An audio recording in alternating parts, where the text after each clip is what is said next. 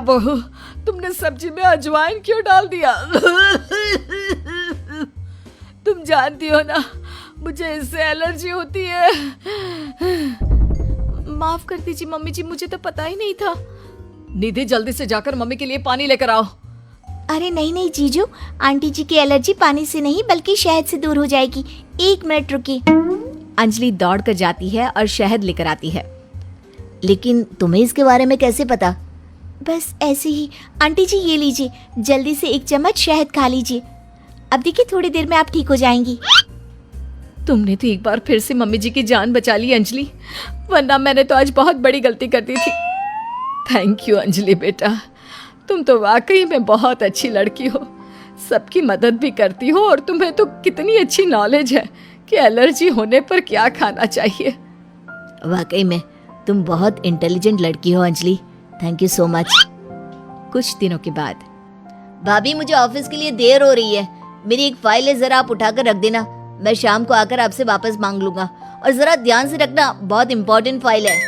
ठीक है अमित, मैं आपकी फाइल अच्छे से संभाल कर रखूंगी। अमित के जाने के बाद, देखो अंजलि, ये अमित के ऑफिस की एक बहुत इंपॉर्टेंट फाइल है। मैं जानबूझकर इसे कहीं पर छिपा दूंगी और तुम्हें बता दूंगी कि ये फाइल कहाँ रखी है। बस जैसे ही वो मुझसे फाइल ढूंढने के लिए कहेगा, तुम फाइल झटपट ढूंढ कर ले आना और उसे दे देना। वाह दीदी, मुझे इस घर की बहू बनाने के लिए आप कितनी मेहनत कर रही हैं। शाम के वक्त, भाभी मैंने आपको एक फाइल संभाल कर रखने को दी थी, प्लीज जरा वापस दे दीजिए ना। मुझे एक प्रेजेंटेशन बनाना है। निधि उस फाइल को ढूंढने का नाटक करती है। क्या करूं देवर जी, आपकी फाइल मिल नहीं रही मुझे। अरे भाभी ये आप क्या कह रही हैं? अगर वो फाइल नहीं मिली तो मेरा प्रमोशन नहीं होगा। बहुत इंपॉर्टेंट फाइल है। अमित, ये रही तुम्हारी फाइल। दीदी ने ऐसे ही बैठक में छोड़ दी थी और वो काम करने वाली आती है ना, वो इसे उठाकर डस्टबिन में डालने वाली थी। लेकिन सुबह मैंने तुम्हारी बात सुन ली थी तो संभाल कर रख दिया। अंजलि, मैं कैसे तुम्हारा शुक्रिया अदा करूं? तुम जानती नहीं तुमने मेरे लिए आज क्या किया है। अगर ये फाइल खो जाती ना तो मेरा बहुत बड़ा नुकसान हो जाता। देवर जी, मैं तो आपसे पहले से कह रही थी, मेरी बहन अंजलि बहुत अच्छी है।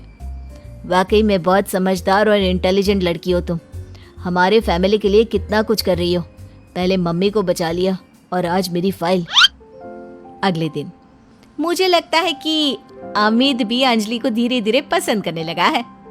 तुमने फिर से वही कहानी कहना शुरू कर दिया। मैंने कहा ना, अंजलि की शादी अमित से हम नहीं करवाना चाहते। देखो बेटा, तुम्हारी बहन बहुत अच्छी है, लेकिन फिर भी मैं अमित के लिए किसी दूसरे घर की लड़की लाना चाहती हूँ। एक ही घर की 2 लड़कियां मुझे अपनी बहू बनाकर नहीं लानी। मम्मी जी, मेरी बहन ने आपके लिए इतना कुछ किया और फिर भी आप उसके साथ ऐसा कर रही हैं। तुम गलत समझ रही हो निधि। ये बात तो हम लोगों ने तुम्हें पहले ही कह दी थी। तुम्हारी कोशिशें बेकार है। ऐसा कुछ नहीं होने वाला निधि। देखा दीदी, तुम्हारे सब कुछ करने के बाद भी तुम्हारे ससुराल वाले मुझे इस घर की बहू बनाने के लिए तैयार नहीं है। लगता है अब एक आखिरी खेल खेलना पड़ेगा और देखना, उसके बाद सब ठीक हो जाएगा। मजबूरी में मेरी सास को अमित के साथ तुम्हारी शादी करवानी पड़ेगी। लेकिन दीदी, अब आप क्या करने वाली हैं? कल रात को जब अमित ऑफिस से देर से लौटेगा तो उसके खाने में बेहोशी की दवा डाल दूंगी। तुम चुपचाप उसके कमरे में उसके बेड पर जाकर लेट जाना। कुछ करने की जरूरत नहीं है, बाकी का सारा काम मैं संभालूंगी। निधि और अंजलि मिलकर अमित को फंसाने का प्लान बनाते हैं। दोनों अमित के खाने में बेहोशी की दवाई डाल देते हैं। भाभी, बड़े जोरों की भूख लगी है। दीदी तो सो गई है, आपके लिए खाना मैं लगा देती हूँ। हाँ हाँ बिल्कुल। वैसे रात काफी हो गई है, तुम सोई क्यों नहीं? मैं तुम्हारा इंतजार कर रही थी। सोचा तुम ऑफिस से लौट कर आओगी, खाना कौन देगा, बस इसीलिए। तुम कितनी अच्छी हो अंजलि, सबका कितना ख्याल रखती हो। थोड़ी देर के बाद खाना खाकर अमित गहरी नींद में सो जाता है और अपने प्लान के हिसाब से अंजलि उसके पास जाकर लेट जाती है।